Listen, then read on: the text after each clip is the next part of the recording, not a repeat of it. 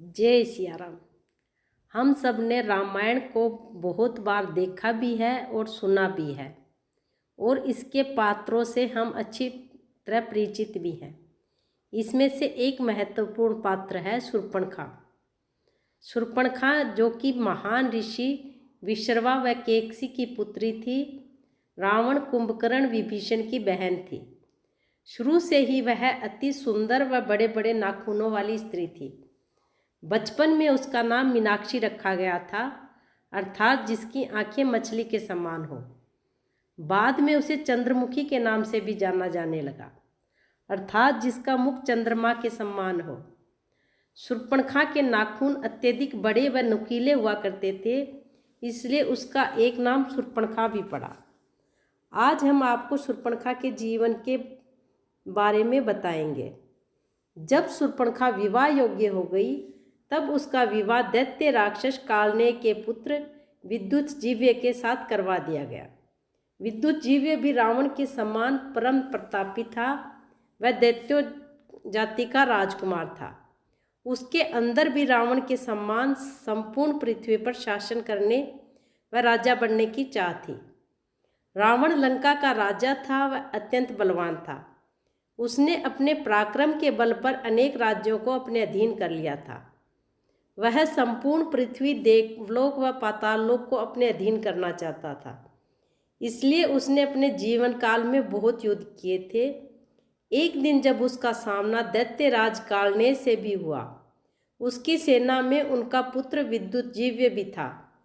रावण ने यह जानते हुए भी कि यह उसकी बहन शूर्पणखा का पति है, फिर भी उसका वध कर दिया।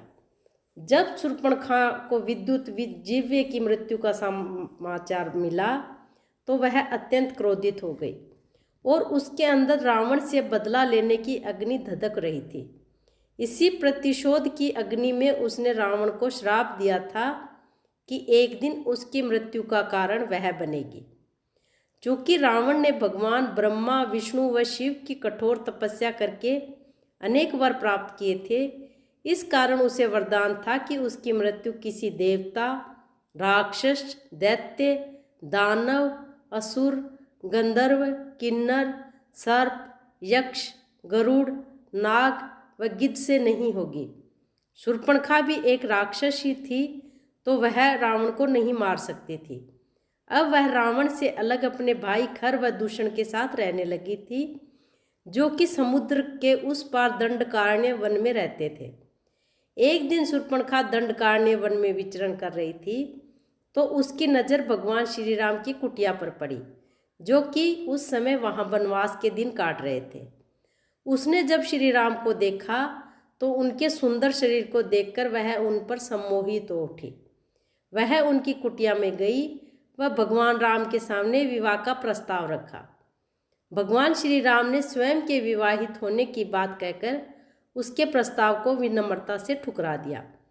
श्री राम के प्रस्ताव के ठुकराने के पश्चात उसने उनके छोटे भाई लक्ष्मण के सामने वही प्रस्ताव रखा, तो लक्ष्मण उसकी इस मूर्खता को देखकर उसके प्रस्ताव को कठोर शब्दों के साथ ठुकरा देते हैं। दोनों भाइयों के द्वारा उससे विवाह के लिए मना किए जाने पर लक्ष्मण के द्वारा कटु वचनों को सुनकर शूर्पणखा को अत्यधिक क्रोध आ गया और वह अपनी राक्षस प्रजाति के व्यवहार के अनुसार माता सीता को खाने के लिए उन पर झपटी। माता सीता को बचाने के उद्देश्य से लक्ष्मण ने अपनी तलवार निकाली व शूर्पणखा की नाक व बायां कान काट दिया। यह देखकर वह रोती हुई वहाँ से चली गई। वह अपने भाई खर व दूषण को इसके बारे में बताया। खर व दूषण जब शूर्पणखा का बदला लेने के लिए गए, तो राम व लक्ष्मण ने उन दोनों का वध कर दिया। खर व दूषण की मृत्यु के बाद शूर्पणखा समुद्र पार करके लंका में रावण के राजमहल में पहुंची। वह सारा वृत्तांत गलत तरीके से सुनाया। उसने रावण के सामने भरी सभा में उसकी शक्ति पर प्रश्न उठाया तथा अपनी बहन के अपमान व खर दूषण की मृत्यु का बदला लेने की बात कही। इसके साथ ही वह रावण के स्त्री के प्रति प्रेम को भी भली भांति जानती थी।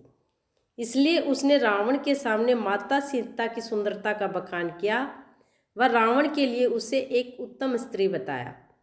रावण सीता के बारे में ऐसा विवरण सुनकर विचलित हो उठा। अपने अहंकार के मद में रावण ने माता सीता का अपहरण किया, जो अंत में उसकी मृत्यु का कारण बना। इस तरह शूर्पणखा ने जानबूझकर राम व लक्ष्मण को क्रोध दिलाया था। चूंकि रावण ने स्वयं को मिले वरदान में अपनी मृत्यु के कारण में मानव व वानर को नहीं मांगा था, तो उसकी मृत्यु उन दोनों के द्वारा हो सकती थी। जब उसे भगवान राम व लक्ष्मण की शक्ति के बारे में पता चला, तो अपने भाई से अपने पति की मृत्यु का बदला लेकर शूर्पणखा ने यह सब षड्यंत्र रचा, जिसके अंत में जाकर रावण की मृत्यु हो गई।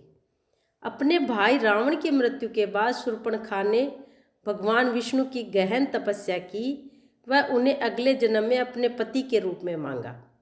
भगवान विष्णु ने उन्हें यह वरदान दिया कि अगले जन्म में जब भगवान विष्णु कृष्ण रूपी अवतार में इस धरती पर आएंगे, तो उनकी 16,000 रानियों में से एक वह भी होगी। इस प्रकार जब भगवान विष्णु का कृष्णावतार हुआ, तो उनकी रानियों में एक शूर्पणखा भी थी।